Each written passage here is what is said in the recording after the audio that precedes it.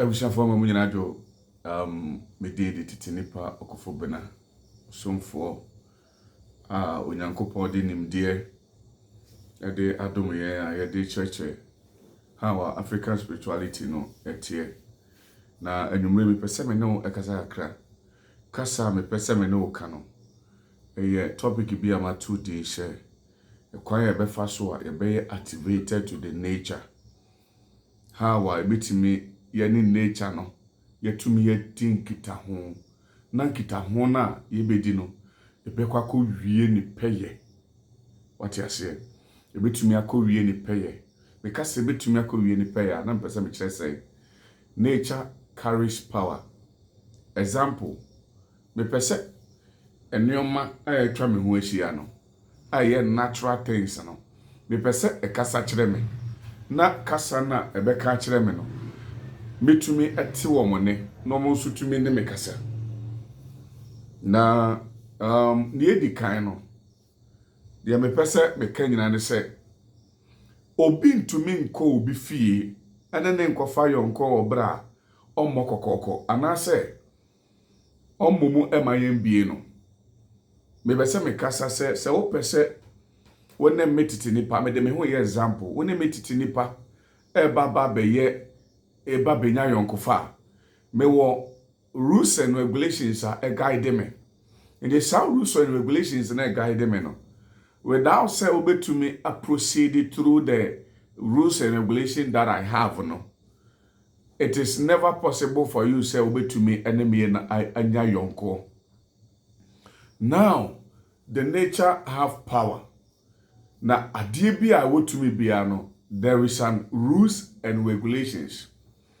Sometimes menama yana ebimu eka se titinipa krompo no na adwene nhye danya adwuma wabodam anase de because me hu dua bitumi eko dua nchen na me ni dua akokasa me hu nwura bitumi ko nwura nchen na me ni nwura no akokodi nkomo na eno ase kura ne sen obehwe no yehye religious leaders be to say Judaism your friend Moses oba Islam your friend Muhammad oba your friend is a Christian your friend what do you call it Jesus Christ and I the bad traditional your friend okomfo anoche and as we did for anoche and I was so for anoche na yenhwa de sa suma hodo afo yi no ebra womo hye omo somase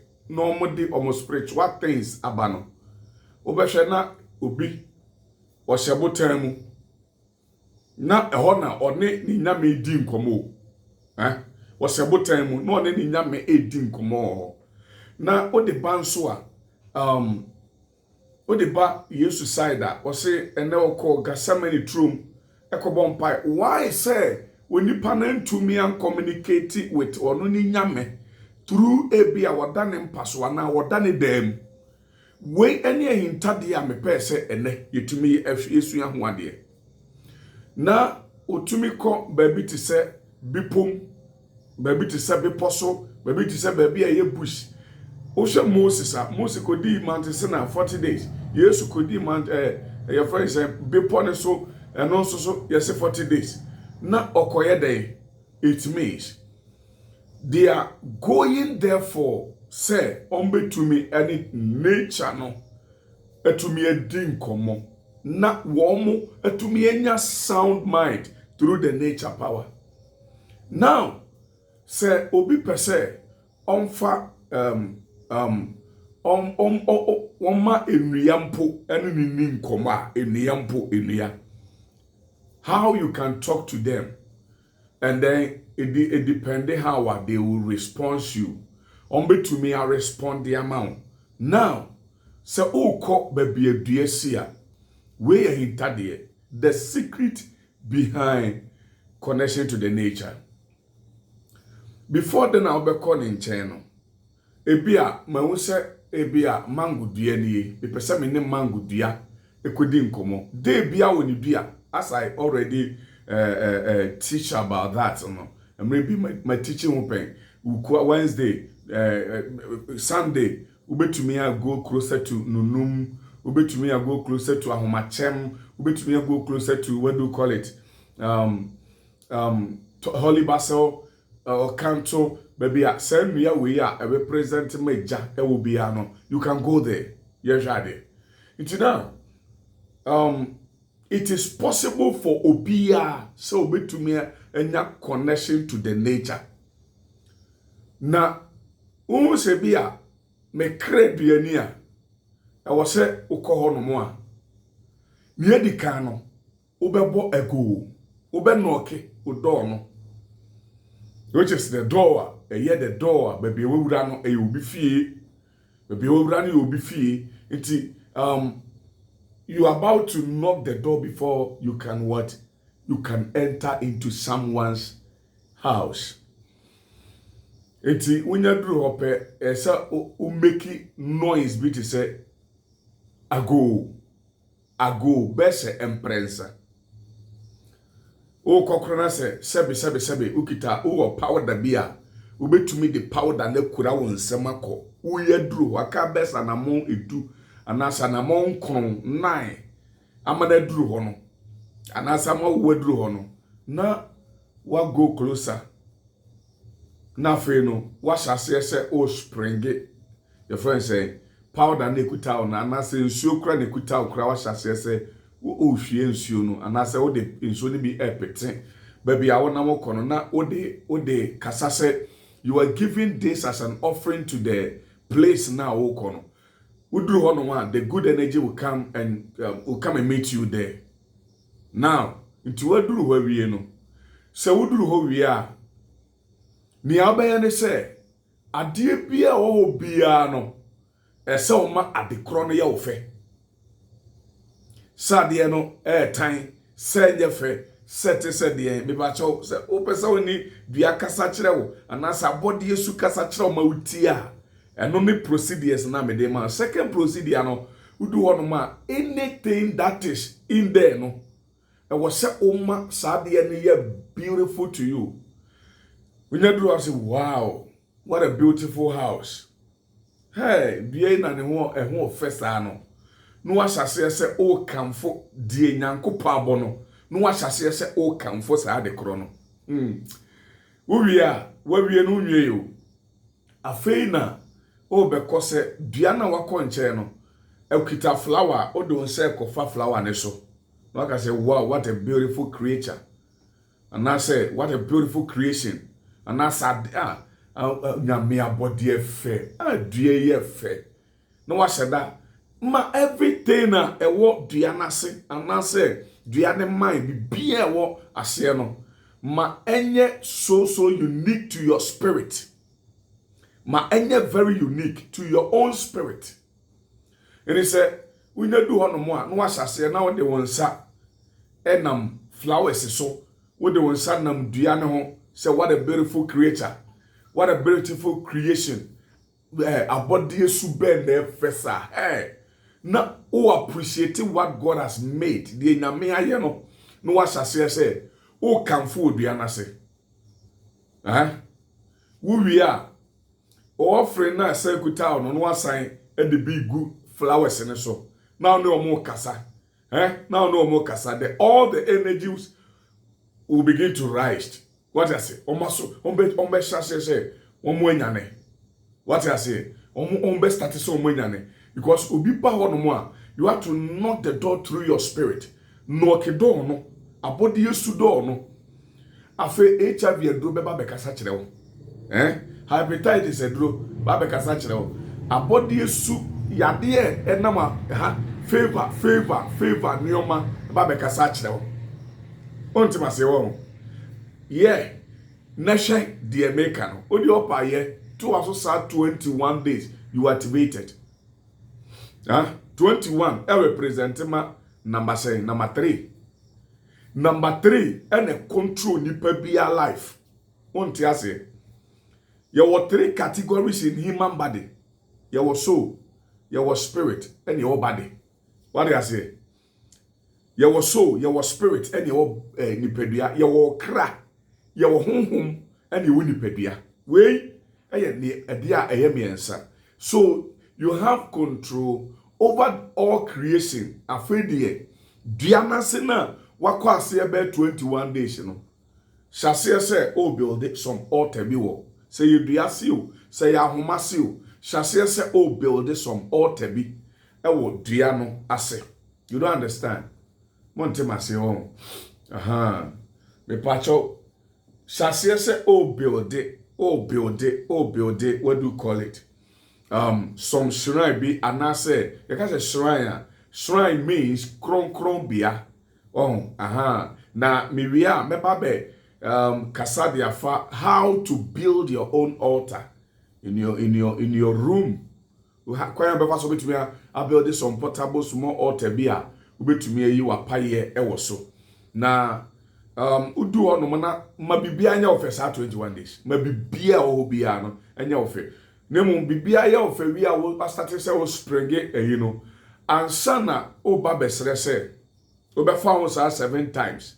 O springe nyina na fa 7 times. O springe nyina na fa 7 times. Nti wa fa 7 times awie no afena o be either say o be koto ho no wa sere mpaebo se place no enye kronkron bia enyame ahodo dua eye memfa ne se mango, the power from mango. Anytime I remember ha ma bebe sere mpaebo bia no me pese we you hu adi kire me. Me pese o ye den we you hu adi kire me. Nti se one the more na oye ne sa no we me ye ne service.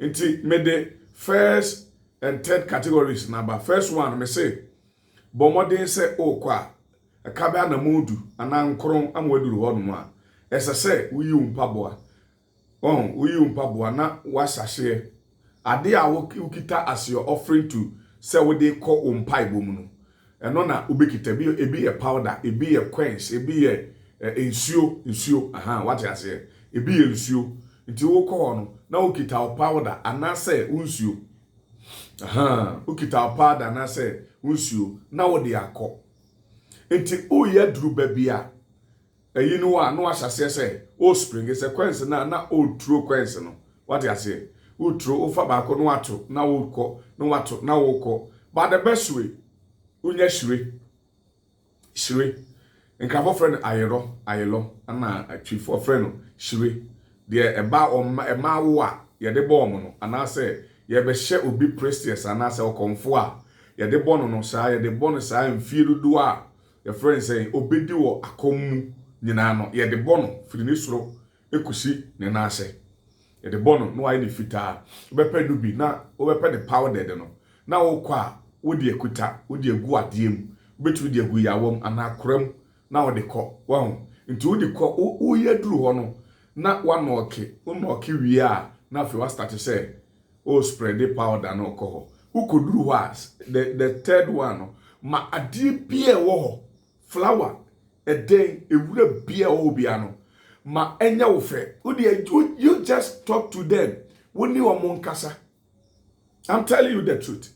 Woni wo monkasa na woni wo mu di nkomo flower ehu ofe ade we ehu ofe efe hwe enipa kora echiri nkamfo wonya kamfo de pe no asore nti wonya duru ho ma flower no say ye tan say ye bode say ye den eho ye fe say ho nya fe be pa cho uduru ope no start aba waso ye fe ure fe ade be krani no ahyase ye wo kamfo twedi ampotumi odi ama wo de so papa bode ho fe no ahyase nti wo hyase se wo ya ye ne sa 21 days go there 21 days go there 21 days nti wo ko sa 21 days wo ko nyina wo sere mpaibo wo ko nyina wo declare wo hono no na me pa cho wo ye dey wo movie in spirit wo movie ko wanim in spirit.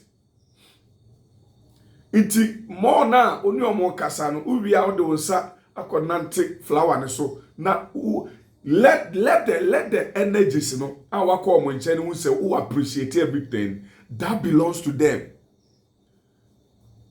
Na de wonsa na flower ne so na wo sere me ba cho we part 1 me ye ne civis na de abrel nti unya ehu say creation ni nyina efa and then now we begin say o kamfo ade anyame abo efe ade anyame abo tumi wom ade anyame abo oho ofe na odonsa dua ne kura ndonsa nam ho wia wafa wo 7 times wo fa wo 7 times na wasan spread it wa for the bo ehwam na ekuta wo no na wasan spread bi e de egu ho wo spread bi di gu ho a na afi no wasan sere o mpaibo ade a opese wo ba ase ho a ade bi ababe ya opese enye nhira no no waka ho sa 21 days dua no akoye tumi dua no akoye tumi akoye ahoden abribi a obedru ho bia no that is the procedure no waka part 1 ye part 2 ebeba nti ehọ no na obeye no as your altar anase wo shrine anase wo abosomfie onti ase wo shrine anase wo altar anase wo abosomfie a ho no ye kronkro bia asabio wonfa ne ma body bia anya den enkonko wura ho I think say this is first part I'm a person in farmer bisa question e wase utie na comment sections no what the o questions aba na ye hunia o pese ye pese ye beka e de achero aso nwe ka obi otie me me dey tin pa kofo bra e da wase bye bye.